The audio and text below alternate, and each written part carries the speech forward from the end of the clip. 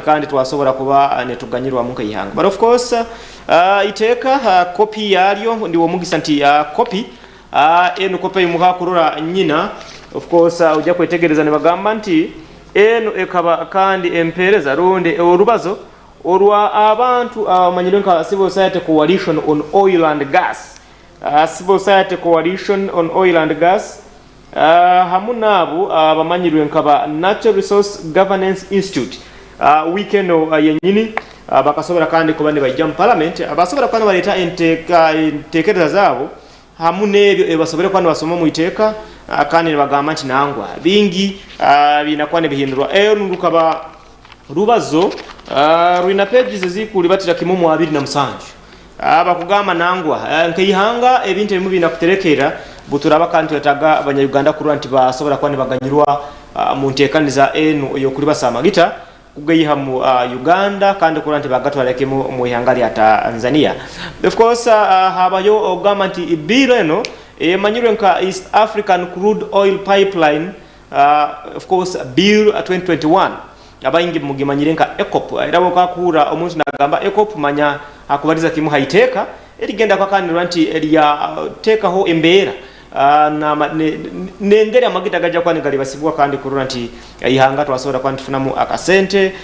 baitu kandi ukikwika ahamagita etwenka abantu abaruga mu bunyoro nka bunyoro television tubatwina kandi ko chimendereza muno mu itekarino kurura ebyo kuyamba omuntu waitu wabulikiro hamune ebyo ebitajja kuba nibiyamba omuntu wabulikiro. Of course engeri kabagambeire mu maisa ho omugenyi waitu baraba atwegaisireho tugenda kubanda omugenyi abakira mu mkengereira abo kwa tweekend mulanga ali mukurasi w'abantu bakigorobya amanyirwe nka Rubanga David tukumunihira kaire kwenda kwa tumutunga mu studios zaitu za Bunyoro television kurora tulajuka nti ona kama minister wa public service ali muntu ayikaireho mu cabinet ayikalire mu cabinet ya parliament agikairemu so tukwenda kwetegereza bwara bayikire ensonga yetekalinu but meanwhile nkotaka tsoka tunure mu nsonga ezamani muno ezabo aba Civil Society Coalition on Oil and Gas rundi ekitongole ekibwana chewa ebitongole actually ekitongole kimu ebitongole ebibwana chewa biki ebakwetagire byo kandi bisodoka ne bihindurwa mu itekalinu. Of course bakaruga yo balambika ensonga nyamwingi ensonga emune gamanti obugabe bw'abantu busobwere kuba ne buturugunyizibo obugabe bw'abantu busobwere kuba ne buturugunyizibo kandi abantu basobora kwani baganyirwa mweke ke bakabani banihira kurura nti basobora kandi kuba ne bafuna muno tumazire kuzora runda magita gamazire kuzora mu itware lete ya Bunyoro akwati omuntu wabulikiro muno muntu abaire nakataka kaya hika ibiri hika emu hika isatu bamajuga abo genzere gurundi gakwatibwa mbali pipeline ja kwanera abantu bakutorero ima bagamba te bakaba baro busendo butaito basobora kandi kuba no busento bulito babazire abange bagamba ati bakabufuniremo wike hoire enkarora amahure kuruga mu nyamasaza ya Chotera nibagamba nti abachairman LC1 bakasobora kuba nibakwatibwa habugamba nti bakabandi bikaza enkurato kurwa nti basobora kuyamba abantu babo aba bakugamba nti bote bakafana akasente kabo akamagita rundi akaina kwasumbusibwa kurwa nti kandi itaka lyabo lyasoba kwandi kozesebwa akurabya mamagita abantu mu nyamasaze ya Mubende nabo nkarura henyuma aho bakaija kandi be murugunya nyeja nyabahona district woman MP rundi omukazi akuratira abantu ba Kyankwanzi nawe nagamba nti nangwa nanyowo mu district yange nyina amabahora nambali pipeline zino zijja kulaba baitu kandi abantu bange tebakasobwire kuba andi basasulibwa enyuma aho nkasobora kuba nifuna omugisa nyabazamu hamuna minister akujunanizibwa energy ono amanyirwe nka honorable Ruth Nankabirwa ono kerajukwanti akabaho omukurasi wa Kiboga mu parliament ehoire kandi ekero yabaho nampala wa NRM mu parliament bwire bunu niwe minister wa energy ngasobola kuba nimbaza munawe hansonga ya bantu ya ngumiza yangama nangwa ebyo bikubalizibwa binjwanjwa bibakutusiga of course bakutujeki amatuga embuzi kuranti kandi batulisa engo yangama nti akabaho mu nyamasaza ya bulise nyuma aho bulisa yasanga abantu ne celebrating ngarundi basemerirwe abokuranti kandi basobere kwani baganyirwa mu ntekaniza enu yokuranti amagita gali basibwa kuruga kwa nyanja kuranti gagenda mpaka mu yanga ya Tanzania baitu kandi buja sobere kuba nimbaza mu hamuna abamu abakulasi muno omukulasi wa bulisa omwami Arani atugonza yangamba nangwa ebya minister kubaza ndakaija mbulisa abantu baku banyumirwe basemerirwe bakwenyimiriza mukino ekyakozero kula nti bayibo haitaka lyabo naba amajuga abo gagenzere bo business bwagenda nti bakaswakwa nafuna muyagamba nangwa ebyo bigambo bya minister biri regrettable wakagamba nti biri bigambo ebyo minister takuwe nabaza muno kandi abantu bayina ebizu byabo bakurabamu hanyuma yo kula nti bakasubira akasente kabo nyakyora nyabazaho na shadow minister akujinaniziba shadow minister on aba minister wa side ku habura government abantu mweta abantu tubamanyine kaba opposition ono ale omchara wa amukurasi wenya urundi wa site ya Hoima manyiro nka asinansa nyakato ono nwaba shadow minister wa energy nyabaza amu nawe hansonga eno we yangama nangwa bino byone bikubalizibwa kandi tibiri bigambo bya munyoro kwenyimirizamu bunyoro idini iteka alizire kunyigiriza abanyoro woni kuna gamba yagamba nti nangwa okutunura mateka muno ebinde bikwata haitaka abantu baturugunyizibwa muno haitaka yagamba nti na bine betu manyirenka kuranti emisoro kayihanga yagambe yanga tajja kufuna but of course nkwenda ntoke nkuzanire amaraka gabo abantu meanwhile sobore kwehura nkwenda sobo kwehura abakurasi banu kike kibakubaza iteka lya eco runa irini iteka erija kwa ndijinanizibwa no kuranti lyarungamya engeri amagita gaina kulibasibwa kurugamya amasaza ya Hoima buli kale tugambe mu bunyoro kulibatira kimo kandi kugenda mu yanga erya Tanzania nkwenda tusoke tuhure amaraka gabakurasi bano bike bibakubaza hamberenu then buturantu tubugire mu kuhura bike bibakubaza tukunira rundi na honorable Jacob not Jacob wa honorable Karuwanga David wa Kigorobya rundi nawe araba na gitaha mu studio niko tsobere kwa ntweyongera maiso bembeirwemu Mukundo Julius Anyakuri Executive Director wa Civil Society Budget Advocacy Group bazokeiro omaiso agakatebe kano aka Parliamentary Committee habikwategaine nebyo buhangwa ahamne byo bugaiga ebyo muitaka okwongera kwa chumitiriza no kwaye bitekerezo byabo hakiragire kikwenda kubanikira bibwaho ekyatumirwe East African Crude Oil Pipeline Bill habo mwaka gwa 2025 Julius Mukundo hano hayolekeize okweralikira okwamani singa ekiragiro kinu kirabibwaho kikuba nikyongera okuhesa obuliyo habikwategaine no kwehanika okwemisoro namuno habikwategaine n'ensonga ez'amagita hariho ibintu birimu ebishanke betukomisi ekyo kubanza emishoro yona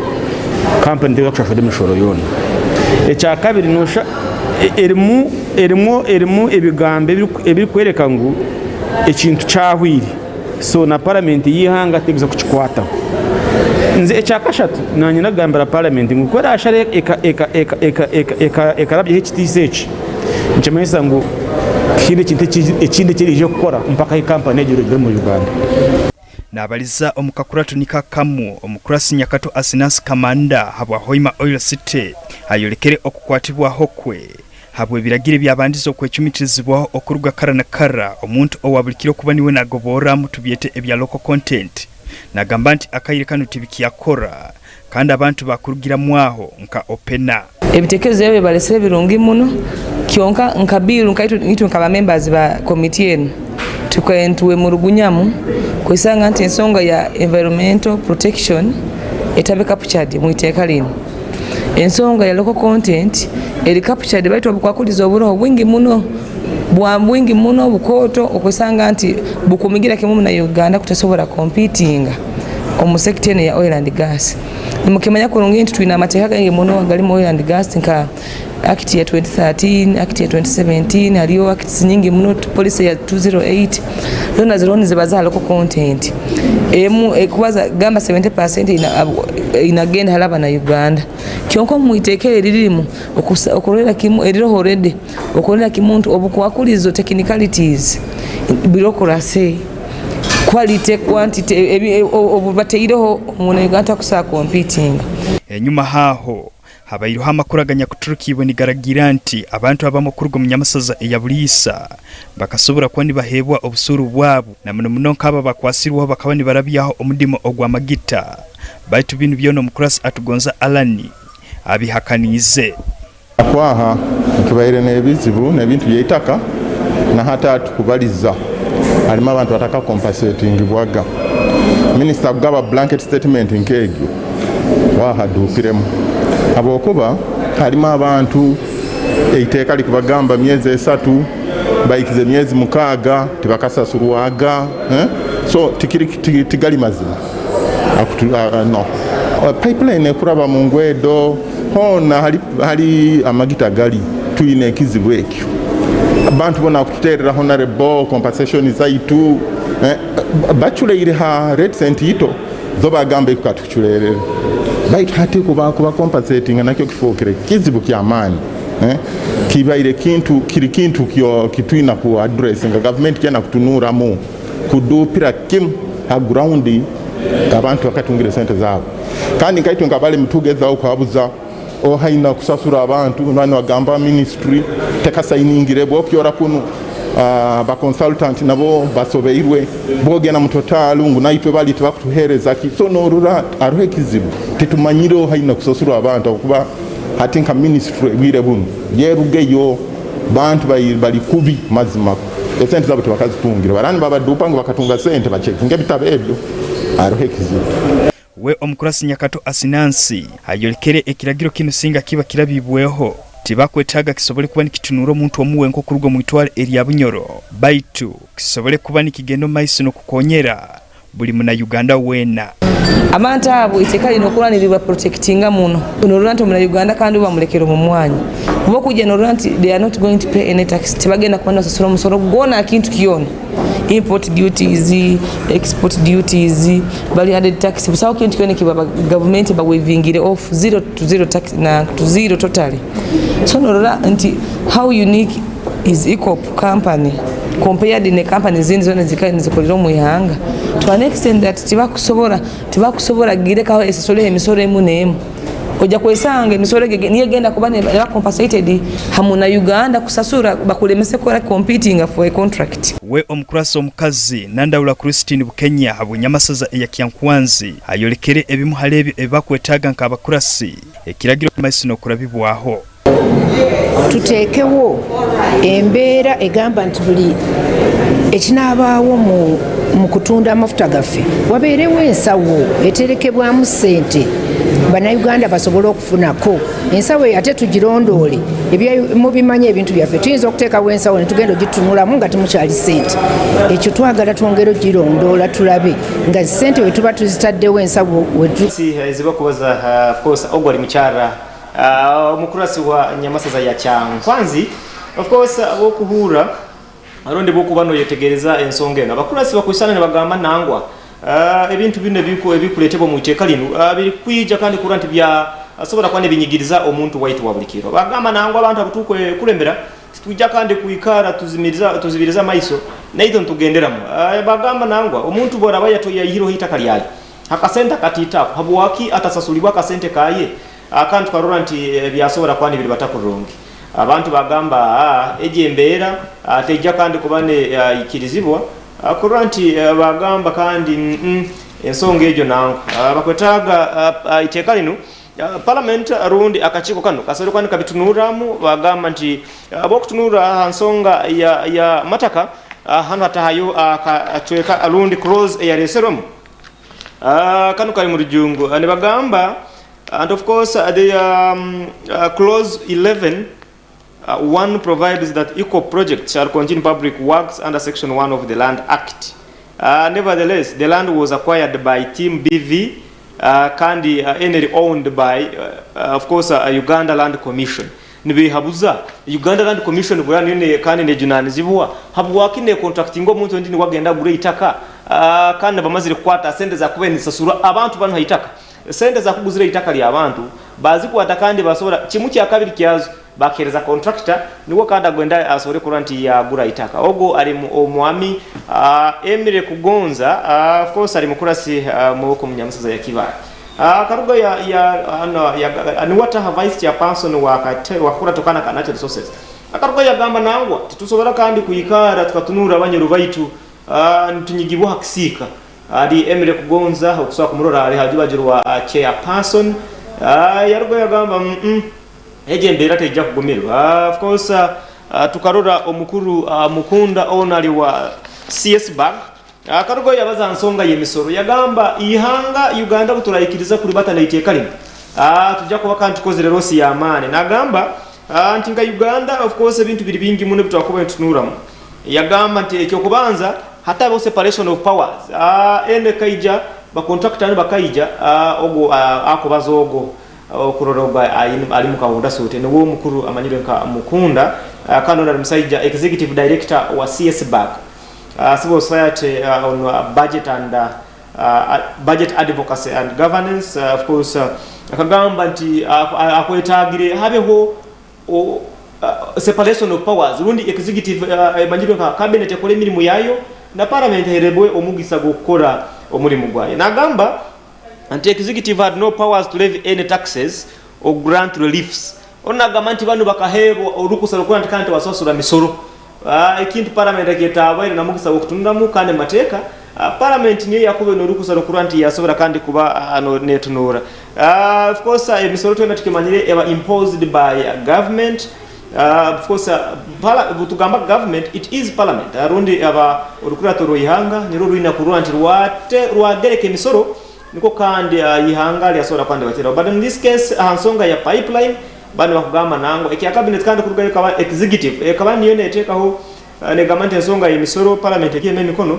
basoko naje kwatiraho banu aba NGOs rundi CSOs abakakyakaniza bagamba nangwa tikene ko kandi of course kyabakina kuba harugayo haija bagamba ensonga yasingire kandi muno kucyamura abantu rundi nokuranti yaretaho obunyamulyango ine hagati y'abakurasi hamuna abakaba kandi bayina mu kitekezo cyo gama nturundi ekopubire no tugereke erabe honkengere hakabayo omukurasi nyakato asinansi yargo yagamba nangwa nikikafuwe dine iteka tirina kandi ngere ri kugamba oba riri silent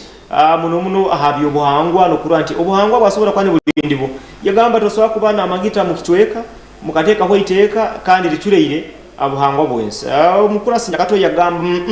bukirani kimanyisa kunga abantu bange ababunyoro ngenda kubakunga mukakurato abakurasi of course bakabama abanyoro bagamba kandi kirungikya pipeline eno ekirungikya yo ntite kukanga mu bunyoronga ekuribatira kimu munyamasa zikwa ukandira kimu kuranti ya atuluke ihanga yagenda mu Tanzania abakurasi bakagamba rine iteka tujja kubigumira kurura antikande twasobora kwantunyigirizibwa yagamba toswa kwa na biru engere abagirwe itakusobora kwa netunura bagamba of course many concerns zikawa raised eco project enu ni bagamba nti ensonga zokuranti obuhangwa bwensi bwasobora kwani bulindwa bakwetaga ensonga egisobore kuba neterwa mu maiso rule esosowazibwe muno kandi kuranti basobora kuba kabire no yayamba omuntu wa bulikiro then akaba yensonga eyekumanyibwa nka of course butuku gamba ensonga yokuranti omunyoro yasobora kuba naganyirwamu ensonga ejo mukurasi nyakato ikaira champion wokuranti ensonga y'omuntu wa bulikiro kuganyirwamu yaganyirwamu mukurasi akagamba actually atali mukurasi ono ye wenga abakurasi tireho mukurasi akaba mukurasi wa Busia municipality omukuru macho rundi honorable macho Godfrey abamu omukurasi wa Kajara county enesangirwa mutungamo timu Zigumaiko haija habamu omukurasi omchara wa district ya Laka ya forgetting her name ibara ya enkuliebo amu bakaruga yo bagamba titusobora kikiriza kuranti kandi twaba na oiro rundi amagita kuruga mu itware ya bunyo ihanga abantu baitu bagenda kandi muno abanyoro bayina kwandi bahebo mugisa gwa mani muno kuranti baganyirwa mu magita gano bahebo mirimu ebirimu byabo biboherezebwa chance batunde baitu iteka linu boko bodi somere kurungi interpretation of this bill teina kandi hantu yekugamba nti omuntu wa bulikiro arahebwa go mugisa korora nti yasobora kubana kandi naherebwa omugisa akutunda muno ebirimu bakatunura muno hansonga yokurwa nti ebirimu binu byasobora kwa omugisa guherebwe abantu ba bulikiro ngini yo hano ngirozere ni bagamba the eco project shall constitute public works under section 1 of the Land Act atikande butuga public works ene mirimu y'abantu babulikiro emirimu y'abantu babulikiro atukutunura omulimi we nanasi tukutunura omulimi wa enjagi omulimi wa enyanya omulimi wake iteka lino likugamba nti kandi okurura nti wagenda kubanu wefunira contract kurura nti wa supply ngarundi ebihingwa byawe birimo wasobola kwa no bireta byafuna katale mu company zine za magita iteka lino likugamba nti ekitito muno inakubo inaho bilioni 40 kurura nti wasobola kwa no bidinga nibo kandi oherebwe chance nkomnya Uganda kurura nti wayetaba mu business eno but of course itona tukimanyire nti bilioni actually yes milioni ana not billions milioni 40 kurura nti omulimi waitu wa bulikiro for example bokugamba nti omuntu akutunda enyanya mukatale ka hoima omuntu akutunda enyanya mukatale ka masindi runda akutundira kimu enjagi kulinya hansi hanyanja mu nyamasaza ya bulisa bokumugambe milioni 40 riyale okuba no mugamba ajatunde rundo kuba technically no mubinga mu business zino ziri zimwe ensonga ezabakurasi barizingire kandi bagamba nangwa tikijja kusoboka bine bintu genda kwantu biteraho ekijinji niko kandi tulemo kurura nti national content plans twarura twazi developing kurunga of course bokutunda cross 14 rundi akakrozi akamanyino kaka 14 subsection 4 ekugama enebaza ha principles of development and implementing national content plan nkwena tunure haka cross kenyini yako akakutunura ha nsonga ya local content niko kandi renti abakura simariki bakabani baremeraho iri nsonga ejja kuyamba omuntu wa bulikiro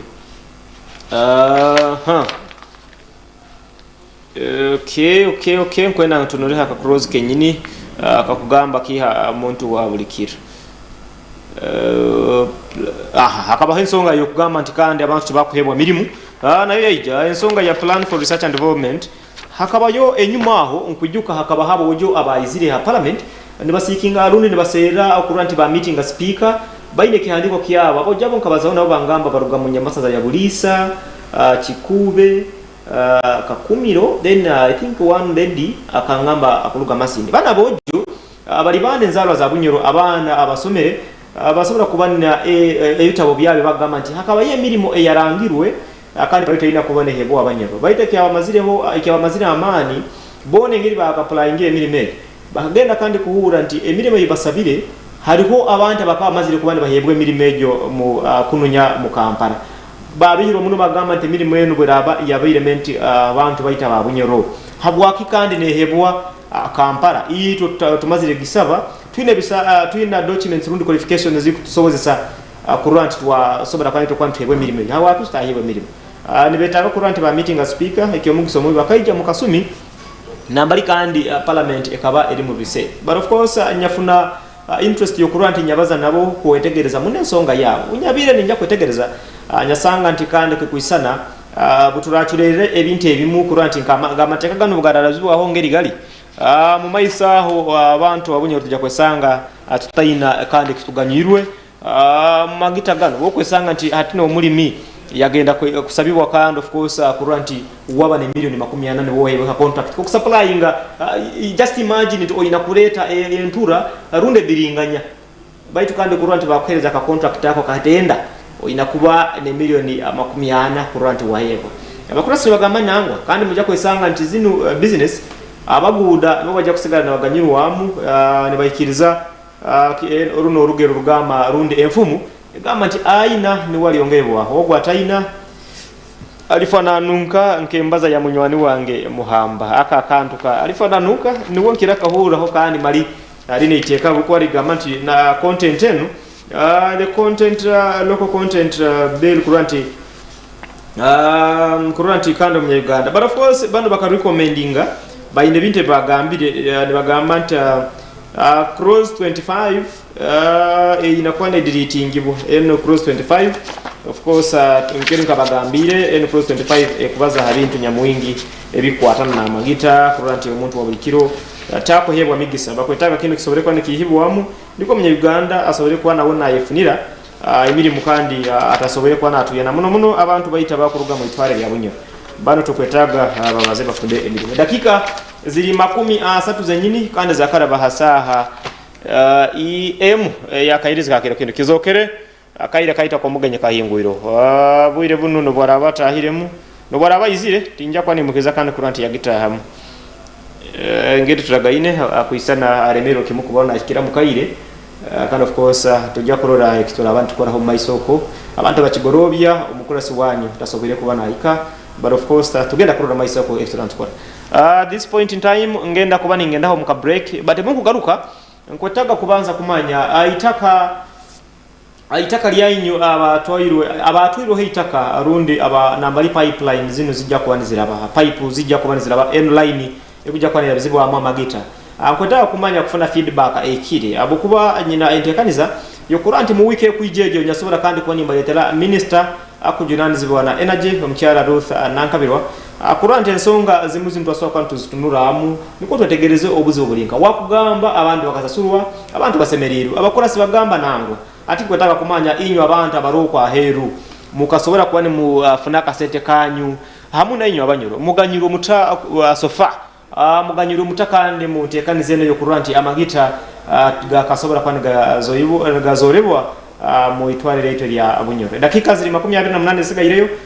kangendo mu break but mungu garuka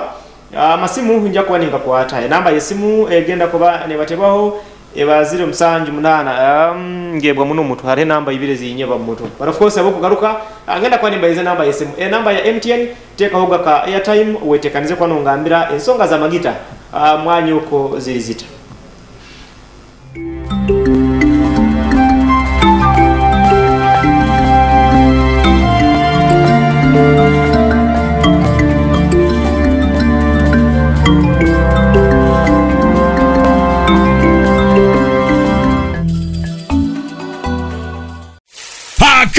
Sahara muchuze mix kachusi semfumba sirintu bya malaga fumba tetucha fumba bino bimuyaya analya neda Sahara muchuze mix hachuse kijangara no bangalya pizza nirabo oteka Sahara muchuze mix munyama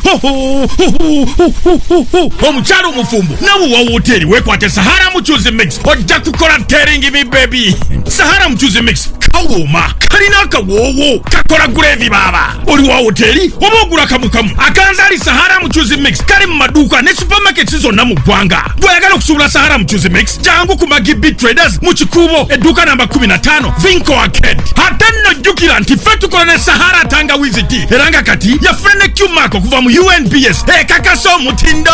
kubesimu noti musanvu noti nya 598 526 hakanzali Sahara muchuze mix kawo baba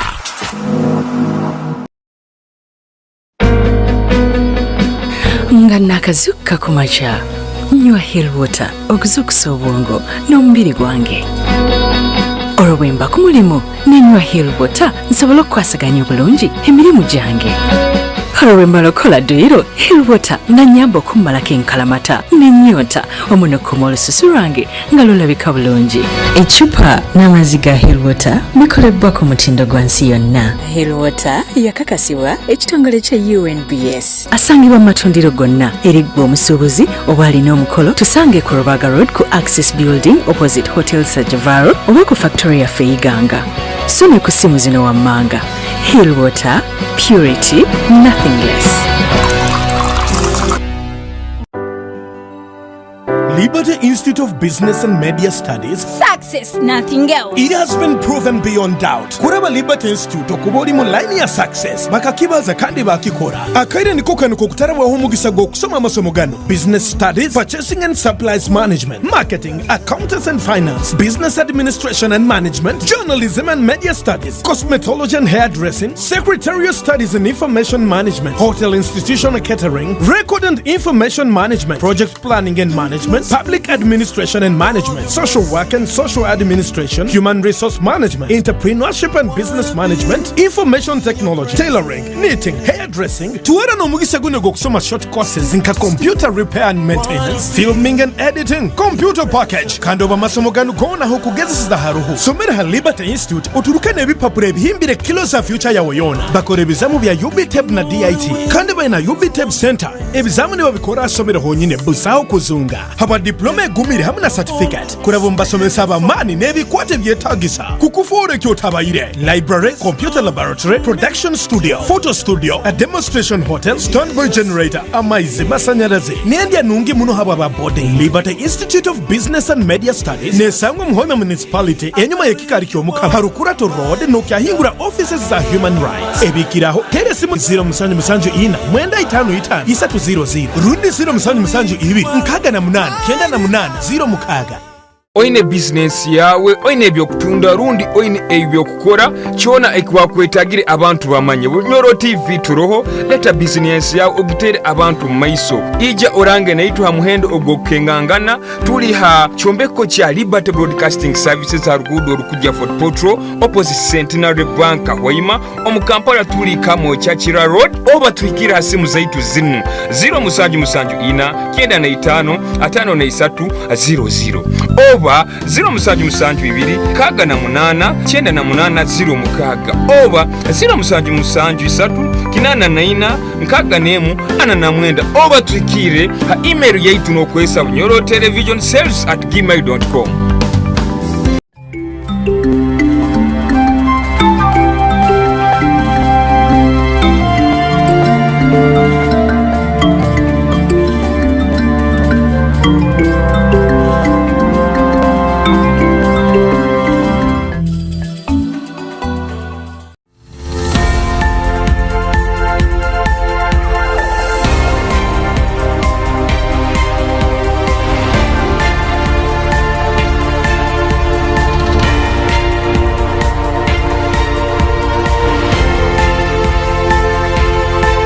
Abaikara ha Bunyoro television ngabyo tubasima muno kururanti kandi mutwenda muno mutuhagira inywe abantu abatuhondera ha Facebook eba Bunyoro television of course tukubasima kabulikiro inywe abatugobera ha YouTube ha Twitter of course Twitter handle yetu is @Bunyoro TV Uganda okubano tuhikira kurungi abora bire ha Twitter Facebook engeni ngabagambire eri Bunyoro TV Uganda YouTube Bunyoro TV Uganda of course buli hamu tuli ha Bunyoro TV Uganda so kwano tuondekera kurungi kandi ntubana iwe no so kwano rora biki ebitukora bobo yuna entekanza yo misingire mukatiro titaho no so kwano jihondekera kurunga YouTube, WhatsApp, Twitter, Facebook, BTV Bunyoro TV Uganda. Twitter no tugamba @Bunyoro TV Uganda. And of course bokwano utaga kuhondekera nyowe kenyini Twitter nta @Kenneth Nwagaba 1 ujja ko bano ntunga kurungi Facebook mbaken Nwagaba niro ibara linkolesa Facebook of course tujja ko antulibatira hamu kurungi enyatabongo akayire kona producer wange ajja ko bana atekaho kandi handles is turabantu nabahoga muno kuranti twabaza antekaniza enyatabongo ibintu bigenda kwa bingi maisa aho creativity ekoyongeraga mu bojo bangaho abaroranti buli kimukiona ikigenda hambeho kandi kyasura kandi kisemera enyatabongo egra production crew yabojo engumira kandi abojo amanyire kiki ekibabani bakora nabo baba bayikalire nyuma ya byomoko and of course credit goes to all of them enyuma angenda kwani kwata amasimu abari amasimu ni bangambira embera engerero mwabo kwa messages nziboyine messages tandiyo kwa nizigwamu but of course enamba yesimu eri 0778 isatu 0 mukaga ina 58 0783 064 458 ngenda kwani kwata masimu ni mungambira and kwenda tubaze mungambira inywa magito oko ensonga ya magite leta mwanyi ensonga yaitaka eleta abakurasi bagamba ensonga za mataka mwanyi oko kirikali nkwenda kwehura mulinywa abanyoro abalimbe cyeke bikwawukana musobere kwani mutugambira ariho na gibandizo kimu wakwetu wa mwene waitu sibirota baba kurungi akasese muna kasese ogo mugisha kasese umoja mugisha nkusemererero cyari nanyena kutangira kujya kutereza no butaruha nkusima kikwikara ha Bunyoro TV no tururaga ati nyone nja kugamba nsonga ya magita na muno kantandikira nsonga ya pipe abantu pipe kujya koraba mu itaka lya abantu yes bene nja kumalira n'ensonga ya abantu bajya kuguriza kuri mu factory aha hata nsonga ya pipe mina nisabe kintu kimnorora prime minister na banja yes obiyejano kasese yeah akagenda yatereza ekintu saazo hano kasese nyinira no byakora bamara kutambura mu rugudo abantu nibasona kumwarira ebitenga bitambureho muzira wanyu uko abo nsonga ekintu kiyakozere na saazo n'ubu kujya mu kampo okutambura no bukotagire mu kampo okubaza hanabanja no mwana wa myaka 2 na mana honorable nabanja twijukizemu akakora keke kyamani akajya mu kampo n'abantu ba Kanyanga ya Sero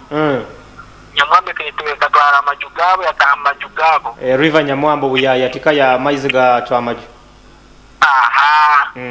district abantu ababiri baruho obwirobo bari abakulembeza bita betukomere mu bwirobo kusanya kiri kihoyi okay bayine ngari bahandikiremo abantu ababiri ne bagonza bonkabo listo sanga nyo mugisa katwara injenge katwara amaize bayitu nyo nkanyo timanyirwe wa chemani songa zenguzi kiki oba songa zenguzi gama ntabukayineza abantu babulikira bene usanga nyo mugisa nkanyo yange katwara amaize ata ne bisoro byafa baja kwandika na benyine embuzi 5 baja kwandika embuzi 2 bambi beno ratazirwa amaize munywani wa chemani oba munywani wabana bakuhandika yes bamuhereza embuzina owa atabwire na mbuzi atatulo na amaize no kuba mataka kayoga no kujja takajja yoga mukanyanga atakimanya so bitu nabanje buyizire yatuyamba habintu babatule government tusindikire government kajahandika n'abantu bahandika tusindikire obuyambi kare mugisa nkusimire muno nkusimire muno mugisa hati yongu garkansonga ya mafuta okay mudakika emu amazima narisaba nabanje atuyambe kwa minister ene nsonga eri mu maiso ga parliament bwire buno ata kintu no wekiro nyo project kumwana ikira mufurdi field marshal wana ikira kwa munuranga president katugambira ngo bano babu wana ikira mufurdi irorenso ngabitu talibene bale bemba tukora list zibasanga kuri impapuro basanga mu office Nichokurate na jakusanga bintu oyitakale babazire sente semerite nizo kandi kuri bakateka yizabe zibakwenda yes nina nsonga ya katale tosoko emeruka ngamba nyinyi mu mulimi obo musubuzi wenje nuko kumusaba emitwara 5 tindei taina kikumanyisa munyo no wambinga waja kuleta abajungu bebeno batumira ibintu abakozere mukare kinsensi yamba ito abantu bahansi muntu wahansi kashi mugisa reka nkwatewe n'abandi nabo batense kale kasigere mugisa kasese moja kare we bari mugisa ubwo ataha munywani waitu mugisa kasese tata hello hello hello nangwa kandi uyendeze kubanza kwihura muno hasimu wanjisebo hello nkuhura mwine waitu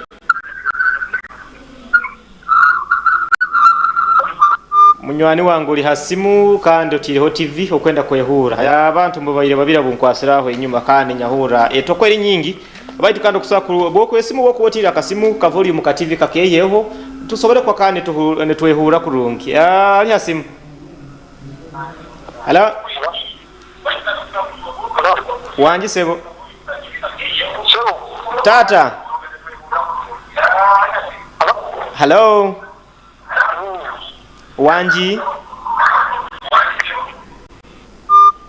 nize nsonga zembeni mbagamba bora abotire simu ka volume ka TV kakeye kurungi kandi turanti sound tiyasora kwa neraba mbwebera biremu akande sanga mu byoma nerwanagana kandi betakutuka kurungi ndanjo kuno matakuhura akana yeno Mario otampulire kurungi but bokuba otira kasimu ka volume kakeye rundi barahara abantu bandi bakurora TV okusakutera mu entambo nkaimu 2 no so kandi kubano bazana nyo kurungi ntuhurizanga na kurungi but of course ensonga ya munywani wange mugisa kura kasese abalize ensonga ya mani muno niko kugamba nti abantu bana bagenda ne bahandika muno baba haliho ensonga ekwetaga kura nti abantu baitu bayambibwa nubusanga nti ensonga yenguzi n'aba abantu abandi bahandika a list eza abantu abayina ku bakandi ne bayambibwa usanga nti ziba zigenziremu orujungu rwingi niko kandi abantu abamu batakusobola kuba ne batunge bakutungire. Taata wanji boyiraba ambesengerezi ali ha TV soko keheka TV volume aniko tusobole kwantu kwatagana kurungi baitu boko takeheze tukwesanga kandi sound ejo ne ba distorted tutakwehura kurungi insonga ya mugisena ya bena baza insonga ya amani and of course angenda kwata yo masimu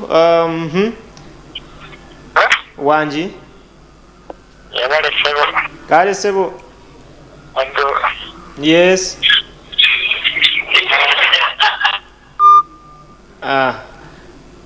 webale nawe kubanga okubya akasimu of course nkuli oyine mikwano jo akasimu kaisemu era ndi wasanya okugamba nti eno Bonyoro television ye TV joliko sawa zino era webale mikwano gwange mbadde kutegedde obadde ogikobedde lakaye lye ddoboozi ninga ategedde awo yogeredde mu background awo nentegeera mukwano gwa fali lakaye ate kyetumanyi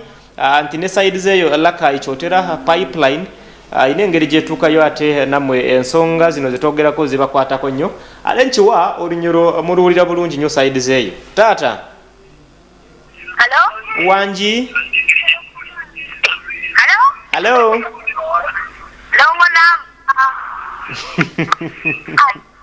ala togambire longo namba ogiteire ogiremire ogamba longo namba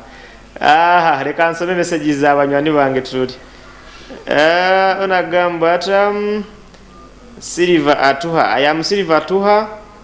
Amara from Masinde. Just thanking you for your program. Eno tewa program yange. Ewa program yanyu. Era Silver Atuha ene wa program yanyu. Wabari muno nayo kuba oli ha Bonyoro television kane wekumira ha Nyamaraka ya Bonyoro. Ha program yanyu nyamulungi emanjiro nka Nyatabongo. Ninyowe Kenneth Anwagira Moti. Aba ikariro kurwanti nyakwikiyaho ekyawe. Of course intekanize ne bayanyu cyari. Hello Tata ati abana bala basangi abawe abaseruraga omulimo habwaki ba MP baitu batabayambire okay bara bayizira bojabo okay angenda kwani kugarukamu iroti mkengere ibara mnywani wange but of course oyine ensonga iyo habwizi ensonga y'abaana abakaba bayizire balesere kadiko kyabo omu speaker ne atomboita kurante bakayimwe mirimo of course bakaba kandi bakafunaho omukurasi shadow minister Sinansi Nyakato akasobora kubana bakwataniza ya sobora kubana following up ensonga eno ankunihira nkujuka the last time omurundo gwa sembero kurante nyahondekere ensonga eno nkujuka kandi ensonga kabekire mu minister nja kulenga okwetegereza kumanya ensonga ene kahweta nabojo banu I think nyine namba yomu haribo nkagihandika I will have to find out nja kwaterera finding out ensonga eno kujuka nkabangi kwasize shadow minister wa oil and energy omukyara Nyakatwa Sinansi Grant yagihondekera then no mukurasi akaba mukurasi I think akaba vice ya person wakakura toka natural resources akajina nzibugane byobugaiga bo muitaka muno mukurasi Emire Kugonza kujuka na wensonga eno nje muhiki yaho kandi nyamugamba agitakinge up arenti bagihondekera kurunge kuhika nambalira akahwera buire bunu ti ndishuwa nambali ya hika baitu ngenda kubana ngihondekera but of course kutwabaye mukakura to wiki hoire munywano wanga habuize habana bana Minister Sinansi Nyakato muja kunyikiza nyikani mweta minister kwa nata shadow cabinet minister aka raising ensonga eno ne kwatagana kurungi muno no kwetombo itakwa abana bano yagamba Abanyoro tebafibweho butu kugamba local content omuntu omunyoro tafirweho emirimo ekugabibwa abantu bahara akwetaga answers kuruga of course mu government nikimanyisa nti minister kanda inakwija asobole kuba nahereza answers habwaki abana bano Abanyoro tujja gamba abana Abanyoro batakuhebwa priority rundi kuba nti bahebwa omugisa gukubandizibwaho nuko kugamba nti at least bagamenti kutulatulangire ba drive tukwenda ba drivers 10 mu company zine zikwateba amagita nsanju bayina kwa bana nzarwa za Bunyoro nuko kandi 30 kwa magita gabagayihanga lyona it is a national resource nuko abana babihembukiwe kabinde bikwawukana ejo niyo nsonga y'abakurasi abakira besibiro ne bagamba nti Bunyoro eyina kuba nehebwa omugisa kurwa nti emirimu muno egiye kusobokera kimu kurwa nti abaana babunyoro bakugisobora kandi n'obukugu baguyina ebitabo babiyina amirimen bakugamba ensonga eno esobole kuba ne kwasibwa abanyoro kurwa nti bagire bata ahubwo nkugarukire mungu nihira kandi nyijukize na nyonsonga eno ngenda kuba ningihondekera ono agambire ninyo atuhura Monica yagamba ndi Kasingo Hoima nkusima muno habwe ntekaniza enyatabongo obi wange tinkujukira kurongi baitu kandi habura boli oji na nyonse meriru yagamba akunyumirwa muno kurora ntikandi intekanize ne kuli bata ono yagamba okero nyeirongo eno njaka onatire kandi message yabora okero nyeirongo message yongenda gisera mpaka ngisome mnyano wangu wanji hello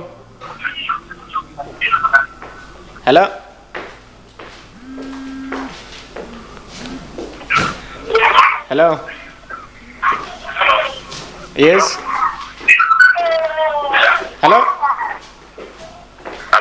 hello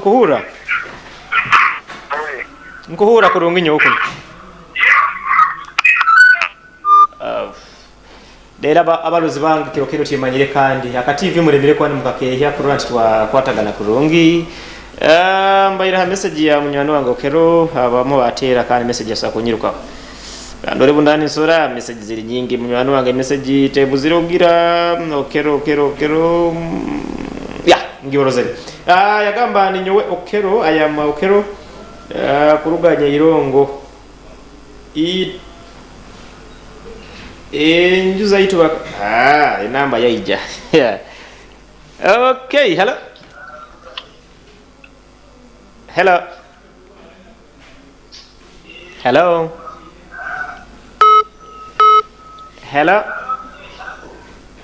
wanji sebo wasibota kurungi tata wasiba hota ndikurungi bakwesero ho giterire nka Musinguzi Patrick Kigorovya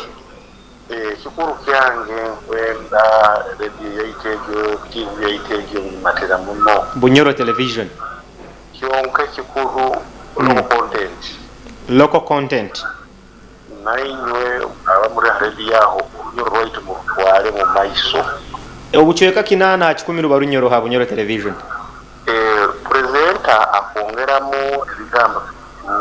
barunyoro kaberunyoro barunyoro okay ensonga yaro content ngetegereize Daga muno runyoro rwaitu rugenda nukusisikara mugana ni rusisa inyabona batukusiga bateri maiso but of course turakimanya jiwena nti TV terurwa banyoro itwenka na abantu bandi haraha abantu muno abantu bazansonga nkene ya magita haraha abantu abayimbitweka bandi nambali pipeline ekulaba no bakwetagire kumanya kirikita kandi barora muno Bunyoro TV kuranti bamfuna okumanyisibwa kwa amani mwebale muno gafunkiyo mugamba teko program zazo rujumuzo zazo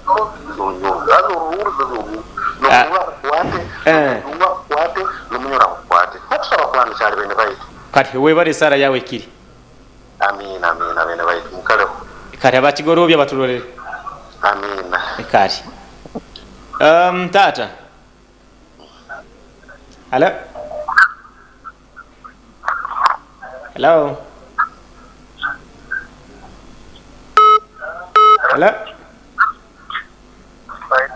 okubaliza hansi muno tinkuhura kurungi okubaliza hara tinkuhura kurungi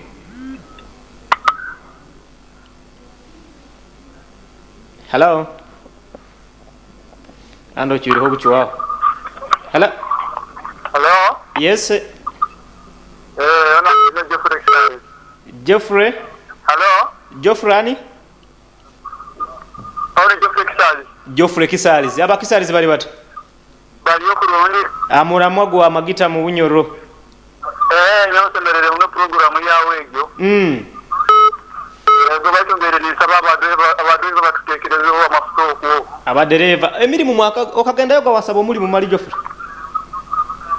bayira batuyamba abaduze batufuho amafuto Geoffrey. Hello. Kana application okutandikira tukumanya uha. Timukumanya mukwetaka kusomesebwa. Tukwasomesebwa tata. Okay. Go. Ati ikara antekanize no ojja kwano tunga okumanyisibwa hangeri kigo yina kandi kuranti wa Rwanda wafuna mulimo. Kale. Kale mnywani wange. Kale. Ogo ali mnywani wange. Kale Geoffrey. Munywani wange Geoffrey agambire nti tebamanyire namba liba ina kutandikira kandi kuranti bafuna emirimu eno kulangibwa rundi era eba erimu magita ari munywani waitu kuruka kigorobi agambire loko content muno mu mpereza but of course ajona tukimanyire anti Bunyoro television obuchweka nsanju hakinana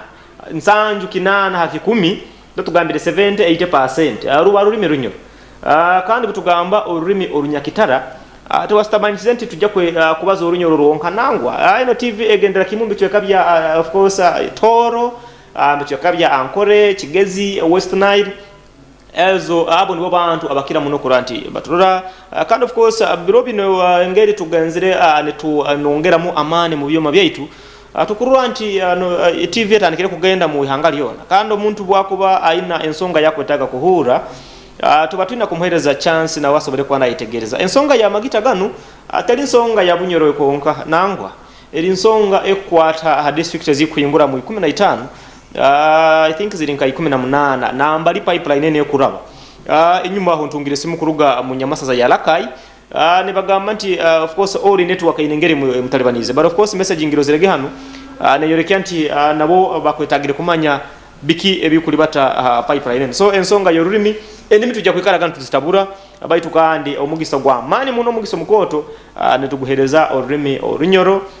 ukurora nti twali bata mukuronge na abarozi baitu tata hello ngaruke singus Patrick Kigorobya. Yes Patrick. Mwebale mune kinte kyoboroga mbire ugya kitukoleraho. Mukuba kintu kya public awareness abindi mafuta. Kwetagisho kikolebwa mu bwangu. Yes, public awareness. Abantu bamanye kigena maiso. Nikyo kurahala mafuta gakene gagenda mu maiso ngakolebwa ku hali mafuta gabaho. Ule mu bomwe kukulika. Kiba kimiga ky'abantu batakumanya kigena maiso. Baina kumanyisibwa abantu abaina kumanyisibwa mu bwire bamanye kigena maiso ati ngeke muno tukura motokaro new plan tukura bino byaki motoka kuzo kuraba muzi genda zino truckers kutwara hazardous waste tukaguza how do you get waste before production ebintu by'abantu babaina kumanyisa. Very true bamanye kigena maiso kintu kiri mu waitu kuno okay in case of anything, all the negative, whatever related to oil and gas, when yes. Then I saw young inquiry. Ekia bingugambira apa radio yaiteke uri mirwai itu mu Uganda kai uri mirwai kwa tava yumare mativi ga Uganda kati kwa kuliza kumu tugahura biti utu uri mirwai kwa tava yo kwa batafura program yenu ya kandi twabali Uganda katulibaza katubaza nabo muri nyoro bakatuhura kandi tuzokura kinyi byo nukubigali kare mnyani wange kare musimire muno we bari kubaha Bunyoro television. Amin. Kare. Wanji. Hello. Uchwekero munywani wangu wa 18. But of course ensonga za local content zino no kwegasebwa arundi kurura nti twayongera mu kurura nti twayambaho muno abantu baitu bahaso kurura nti bayitegereza ensonga zino nka entekani zeno yenya tabwongo ziri zimwe nsonga burabo ikaino hondekera muno kuruga kireke twanandika program eno tugenda kumara omwezi eno program egenda kumara omwezi hambeho baitu burabo ikaino hondekera kurunge tuyizire muno buri ntekani zaitu kukora hanu kurelatinga hakintu kya magita hamuntu wa Bunyoro hanyikara yo muntu wa bulikiro no kuranti yasobora kuba naganyirwa muntekani zona kandi ziba anizitunura muno Bunyoro ensonga yo kuranta abantu ayongera kubegesa yes itunka Bunyoro TV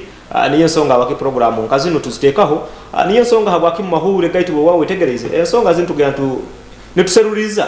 kuranti ira kali omuntu twalikia hamuna ababani bakwatibwa but of course mu maisaho antambikire kuranti kande nyakora entekaniza zo kuranti nyaleta minister wa magita wa energy kwa junanzi bwana magita hamuna abakora abali under that ministry rundi abayinge batumanyeka ba Uganda Petroleum Authority niko kuranti basobole kwande beyongera kwegesa abantu mu maisaho ngenda kuba ni ntekaho netekaniza zo kuranti nyafuna rundi nya abungisa abantu aba bakujinanizibwa aba tubeta ba Uganda National Oil Company eno niye junanizibwa no kuranti ya roranti amagita gayihanga actually niye kora on behalf of the country rundi niyo ekora ekitongole kikora nikijwekera ihanga kuranti twasora kantu ganyirwa magita mu maisaho ngenda kuteka ho intekaniza kuranti nyabareta niko tuongere kusomesa abantu baito wabulikiro ngeriki ebayina ganyirwa magita ngeriki itu inakoramu kuranti naitwa sora kuba nitweyamba mnyonango wa Kigorobya iwe yikara Habunyoro television hamuna abanyane babo bona abantu baita baloza balimo Bunyoro abalimu Nyamasa zikwa ukana balimu Toro abalimu Ankole Kigezi abalimu West Nile ruri nkafuna ho mnyano wange yangama tali Munyamasa za ya Kitugum kandi ali mwana zaro ya Masindi yangamba Bunyoro TV nyo mbandi mwange yonte ko kandi andora kurungi mali ikisani kirikirungi maisaho tugenda kwantu igenda ha mikutu endi kandi mujja kwani mutufuna kurungi muno ananya batakutunga mu maisaho kamonye mwenyo rundi akaseko kabayikare ha matama kandi mujja kwani mutunga kurungi naido tubatunga kurungi temuleba ni abatutunga moyinga naido tuina kwantu batunga kandi kurora nti atwa alibatira mukangende ha messages za abantu bange zibasindikire nsobere kuba ni endora ebiba kugamba ene bandize gambiri I am Mayor Faluku reka nsoke nsome message yenu messages ziri nyingi hano I am Mayor Faruku in Buseruka. I want to talk about land within Buseruka village. The land of Buseruka to develop as a leader need to mark new roads in Buseruka town council and outside so we can join our hands together with our leaders and expiring leader. Ona gambire niwe Mayor Faruku kuruga Buseruka. Ensonga yaye gamba of course akwenda tubaze hansonga za mataka mu byaro bya Buseruka yagamba nti Buseruka inakubane funa engudo zayo nizimakingibwa akikuzoka abutandwa bukugenda ne bweyongera muno hangudo za Bunyoro na muno mu Buseruka akuyisana naitaga ngudo zisobe kwanza makingibwa niko kandi ensonga zo bubenje rundi accident utandwa busobere kwani bukeha ngudo zikurabira mu town council ya Buseruka. Faluku webare muno kuba okyari Habunyoro television hona gambirata webare program ya itejo ni nyowe Julian Mbabazi omwegi wa Kakindo secondary school kuruga Kidoti hoima nkusaba program mujongere mu buire kandi mugite na Facebook munywani wange Julian Mbabazi engeri ngambire ene program okusora gihondera kurungi Facebook page ya Bunyoro TV Uganda. Bwire buno gena Facebook ateka Bunyoro TV Uganda nkwenda kugumeza anti entekani zenu kandi eroho to streaming live Facebook abo kugenda ha WhatsApp inamba yaiteje yenyine eyo kurora ujja konora entekani zenu eba eriyo ugenda ha YouTube okataipinga mu Bunyoro TV Uganda entekani zenu ujja kuba no gitunga kurungi hamune entekani za zindi zona ezituba atutireho abaitu ona gambira ali mwegi wa Kakindo secondary school webare muno kuba kandi cyali uri ha television yanyu ya Banyoro anwerora we are happy with the station which is broadcasting in our Nyakitara. I am Kiza Donozio from Butunduzi town council Kienjojo Donozio tukugamba kandi of course abakinjojo bicoka bya Kienjojo cyegegwa bicoka bya bakugaba garuka side ya Ibanda ne mugendera kimukande of course nabanyane baita bamubende mubare kuba ne muhagira Bunyoro television aito butugabo tuhuranti kandi abalozi baito mu ruho mukurora tubantu garuka amamani kurungi muno onu kyarigonza kuruga kitutu ansimire empereza yawejo nanyo cyarigonza nkusimire muno webare kuba uri ha Bunyoro television nuwerora umwojo wemwane nzaro ya Bunyoro. Of course ninyo Kenneth nwagira moti kanete kaneze benyatabongo dakika nyibirege dakika 5 izakara musaha 2 kwenda nyongere nyibe dakika zindi 5 niko kandi tekaniza sore kwa ningi mara dakika 10 ziraba zirabiri musaha 2 kwenda nkwata ya masimu gandi nka 3 hamwe messages nsomeho nizo nkezo niko nsobore kuba ni marira tekaniza yakino kina masimu njya kwa ni nkwata ya masimu nka 3 ondagambirege abayire mbabaza omwego kakindo ya government yakanda tuyongere makayire otafwayo ebyo na management eriye kubitunuramu of course butuba atufunira amasimu kagano ngoreke nti kandi abantu kintu bakendeze muno entekaniza bagisima tuba naito ntutekaniza ntugamba okay abantu tuina kuba hakige kibakwetaka kuba excuse me kuranti kandi abantu abahereza ekyo ekibakwetaga kuba nibarora hakaire mu maisoko tukunihira mu mwaka gwo kwijjaho tugenda kubana entekaniza semezi bimuno kuranti kandi twasobora kubana twahereza biki mu kwetaga kuba ni muhora munyano wangu bakigorobya banyani banga bali mbicho kabi yapachwa mwe bari muntu abali haibare kigorobya mwe bari ambasima muno of course kiro kintu tubatuna kubana umukurasi wanyu baitu kandi tiyasobora kuba nazoka kunira kiro kindi tulisobora kuba nitumubungisa umukurasi Karubanga David kuruga mu nyamasaza ya Hoima muisaza eria Kigorobi of course banyani banga bakasese kinsobora kubebwa munywani wange kuruga kasese tinsobora kwa ninkwebwa hamuna abatayiba wabo au Fort Portal town mambuka link bus park hamuna hano no isana kwambuka hakisa akikali rundi hakisagati kiyomukama watoro ngira abanyani banga haraine ejo bayingi kandi obusimu mbufuna ko messages mbuina bwingi aba Facebook akaire ngira ati messages za Facebook marinda sobora kwa ninzira bamu arunda kaire kande kire kimu la la ya ona gambira takambe geni ndora Facebook ya station hane gambe ta kwenda kutegereza abanyani baitu abali ha Facebook bakugamba bata abali ha Facebook messages baitu kansoke nsomezino ezirabire mu text messages nagambire ni nyewe Michael kuruga Masindi Mount Kenneth webale ntekanize ejo cyari kururanti kandi otuhereza ankabulikiro tojwa oni yagamba yagandika muri jongo thank you for the program. I am Innocent Prosper kuruga Muhoima City. Greetings to all bees and OGs of Excel Boarding School Masindi. Ona sobere kubona abona arabyamu obutumwa bwaye ngunyino kunihira Prosper kosa Prosper Innocent kuruga mu City ya Hoima obutumwa bwabo nayo sobere kwa nobura byaho mukayire kenyini akwakwetagire kandi abantu babo basobere kuba marine betegereza tunayo bayire ha television kind of course OGs bawe aba Excel Masindi nabo nkunihira bali ha TV bakurora nyanango bakigorobya nkusimire muno abo mafunira abantu ngainyo kandi abaleta intekereza zanyu ezikombeka station nkabunyoro TV ezikombeka ihanga lya bunyoro hamuna Uganda yono kutwalira hamu ito tubane tuwesima busaho ntekereza yo muntu eituba ntumaraga tunura munangwa nyewe nko muntu nsemerero muno kandi kuranti kyanyamba muntekeza zikondo twasora kuwa nituongera kunyweza no kuranti twayongera kwa kandi ekitukira kweta rebranding no kuranti twayongera kwa ntukereza kurungi of course twalibatira hamu Facebook bagambire bata ona gambire ni nyewe ayebazibwe Asiat. When do you host Asiato kwenda konkora ki ona gambire hostinga dio mu bembezi wo yihanga utatinga ngenda kuba of course kadole Asiat message zao nangwa ono nakubulwa Oliver ono yagamba ninyowe coordinator wa people power mu itwali ya Mubende naitwa people power tutekereze ko yetaba NRM bonka nangwa yobantu mbaleta nabe bitebe binde ito enentekanza te yahura te sosora hona tubayo kuranti etwabahereza kani kengeri kina kubanikiri batakurungi tumwijuche Lilian, this is the first ever okay ngetegereze of course tumwijuche Lilian timanyire esmogiterire nka dakika hazikire ziri komeye akatongole Hanifa hana sasa Emmanuel nakatwa Scovia Mary Daisy Precious